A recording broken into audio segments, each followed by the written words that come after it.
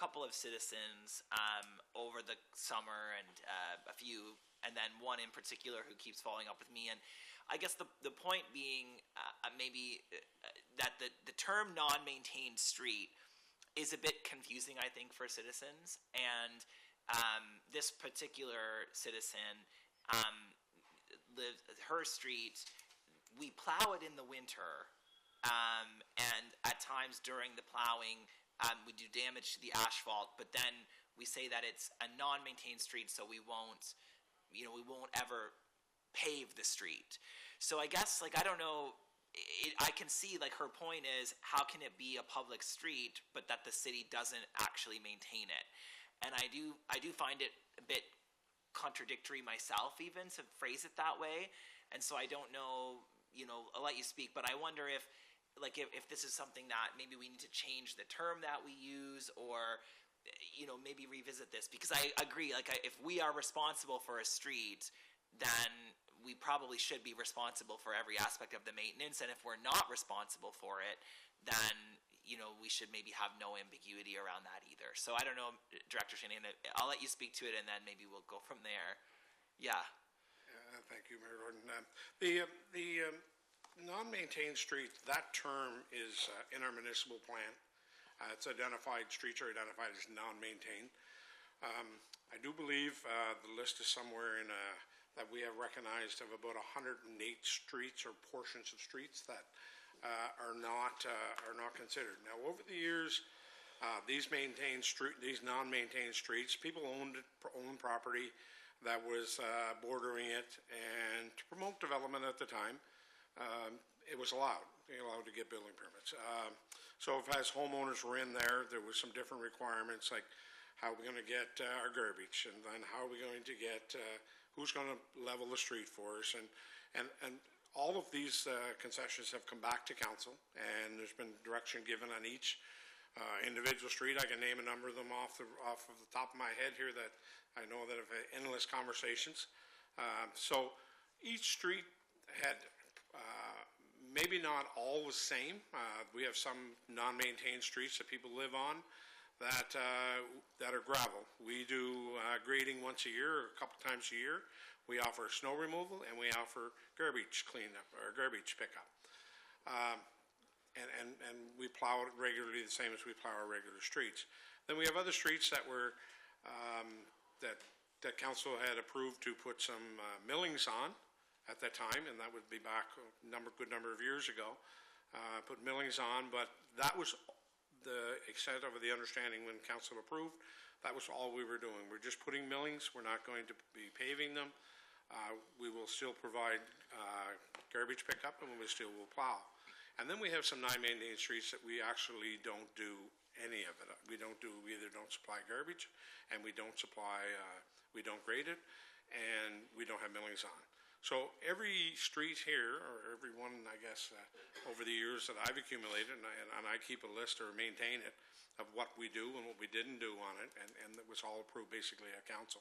So if that's something that we wanted to review and have a look at, it's most certainly something that can be made available.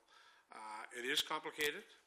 We have a number of private streets within the city that we offer the same service to, whether it's plowing, a little bit of grading on them, maybe a little bit of asphalt repair.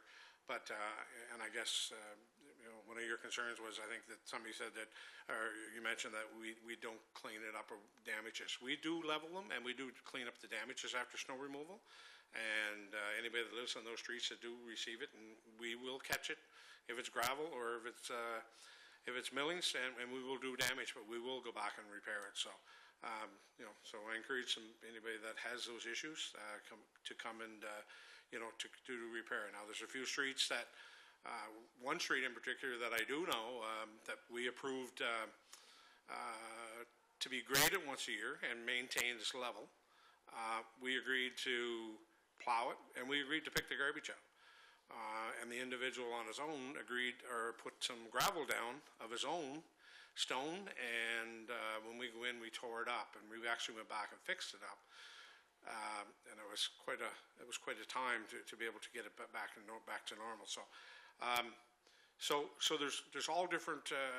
Every street, I guess, is kind of unique, and it has a little bit different let's say, level of service. But basically, if we were to follow the rule within the municipal plan, it says we're not to offer any services to them. And I think over the years we've offered some concessions and given some leniency so that we can promote development. So sometimes there may be just a misunderstanding of of what that particular street would be entitled to or what wouldn't be.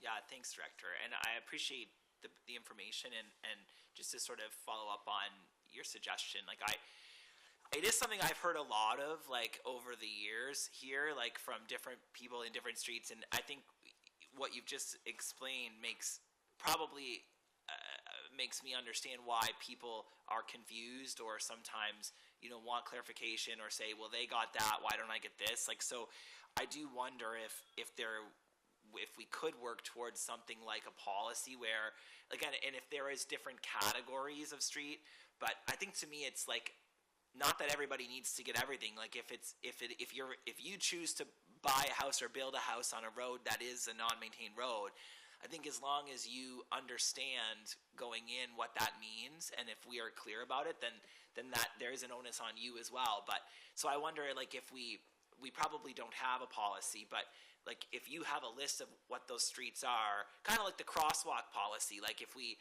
had a policy that listed, here's what the streets are that are non-maintained, here's the services that they get, and here's what they don't get, then maybe that would help with clarity. And then we could revise the municipal development plan to match the reality of what we're doing, because it sounds like if everyone's kind of got their own one-off piecemeal thing right now, it might be good if we sort of tried as best we could to create consistency in what we do for non-maintained streets, or maybe there's a couple of categories of them, but that way, again, there's no ambiguity in what people should and shouldn't be getting. And to me as well, like, I know we're always trying to be polite, and sometimes it gets us in trouble, like the gentleman who added his own gravel to the road, like perhaps ultimately people shouldn't be allowed to add anything to a public road. If they want to do the work themselves, we could release it to become a private road as well. That might just be a thought also. I don't know if you want to. And I can just elaborate a little bit on that. I know any of the developments that I've been involved in and that are on these non-maintained roads, the owners that developed were well aware, and when they got the access permit, and a couple of these individuals were not on these non-maintained roads, but once they built the building, got the approval, got the permits, they put their driveway on the non-maintained road, and then they expected us to pick the level of service. And I can go back and pull the paperwork and provide where his access was not to be there, and because his request was for that particular road, and I said it's non-maintained, non-service. So the developments have gone on, and anybody that has developed, not a lot of them have come back. Just a few of the reoccurring ones. I can probably name you the 3 or the 4 that are probably get most of the conversation.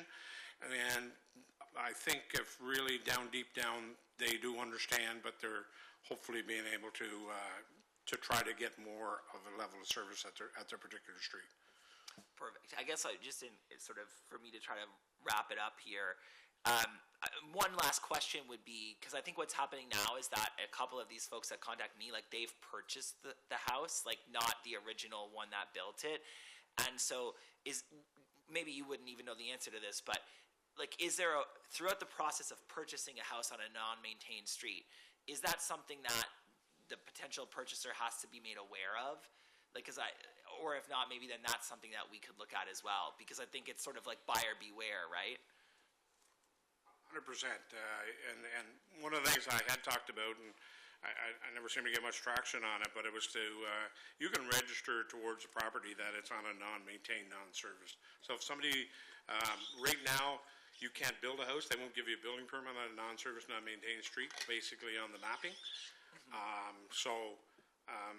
These ones here were all done prior to the last municipal plan, and you could actually register to, like, it's like an easement. We allow you an easement, understanding it's a non-serviced, non-maintained portion of a city street that is not presently developed or to any standard.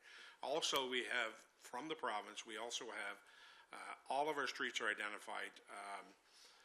the length of them, however long we service them, and those are the ones that fall within our serviceable streets.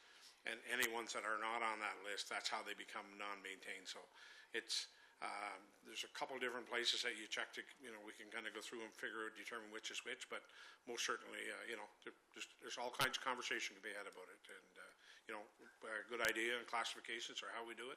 But, it's the problem ones behind that we're having the issue with. Yeah, so I guess the last thing I'll say is I think that it would be helpful, and I don't know what the formal mechanism is, to work towards, I don't know if it's a policy or at least a clear list of all of these streets and what they do and don't receive as services, because I think a lot of this knowledge is institutional with you, and I would in the future, if eventually we are all not going to be here. So when you're gone, is the city gonna have the list and the history that you just have because of you're in the role now? You know what I mean? To me, it's good for the city and future councils if you did kind of get this all down in one place, so that especially if you're mentioning it, some of these folks that they probably already know, but they just keep coming back. Well, when you're not here, they're probably going to come back again, and it'd be good for us as an organization to know that history.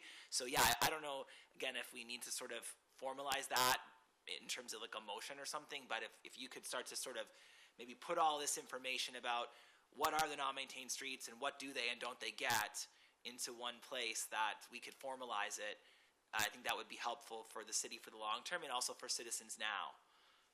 100%. I just passed the information off to Mark here. Okay. He got it a couple weeks ago. Actually, before Christmas. No, the list has been there. It has been, and Mike has a copy, and the clerk's office has a copy of it as well. Yeah. So I guess I'll talk to Mike then about I don't know if we need to maybe add it into the municipal development plan, or I think it would be helpful to have it put together publicly, so that again, because people they get this, I don't get this, whatever, and if there's a policy around it, then it's well, this is the policy, right? And I know right now the appeal process, if they don't like it, is that they can appeal to become a regular street, not a non-maintained. So I always make them aware of that too. But I'll follow up with Mike, and I'm glad to know that the list is shared. Thank you. Thank you, Mr. Mayor. Yeah, I think that I remember on my first term that came back with the list, and we had went through it and knocked a few off and looked at it, and I also I know the rural areas have the same issue, because my dad lives in one. He gets garbage and he gets plowing, but he takes care of the road himself. So they might have a plan to it, the Service Commission. I mean, for Miramichi Rural. But Jay, thanks for all the information, and as Adam says, you are a wealth of knowledge, and hopefully it's passed on down the road to Bucky or whoever needs it. So